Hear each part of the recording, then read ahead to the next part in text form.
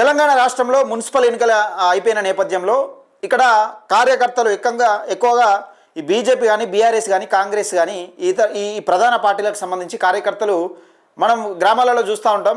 నాదిగా పుట్టుకతోనే ఇదే పార్టీ, మా తాతది కూడా ఇదే పార్టీ, మా నాన్నది కూడా ఇదే పార్టీ, నేను దాదాపుగా నేను 10-15 సంవత్సరాలు ఈ పార్టీలు ఉండబట్టి నేను వేరే పార్టీ కోటే గెలిచినా ఓడినా నేను ఆ పార్టీతో శైలి కలప, నేను అందులో కోను అని సోపది పట్ట అన్నట్టుగా మాట్లాడుతూ ఉంటాం కదా. మనం ఇక్కడ ప్రధానంగా ఈ మున్సిపల్ ఎన్నికల నేపథ్యంలో ఈ ప్రధాన పార్టీలు ఏవైతే ఉంటాయో ఈ ప్రధాన పార్టీలు కీలకంగా చూడొచ్చు ఒకసారి. అంటే వీళ్ళ అవసరాల కోసం ఏ విధంగా చేతులు కలిపి కార్పొరేషన్ పదవులు దక్కించుకున్నది, కార్పొరేషన్ చైర్మన్లు వైస్ చైర్మన్లు ఏ విధంగా దక్కించుకునేది అనేది కీలకంగా చూస్తాం. ఇది ఎక్కువ మందికి షేర్ చేసే ప్రయత్నం చేయాలి. ఎందుకంటే మనం పార్టీలు మారడానికి లేకపోతే పార్టీల కోసం వేరే పార్టీలు కోవడానికి మనం ఆలోచిస్తాం కదా.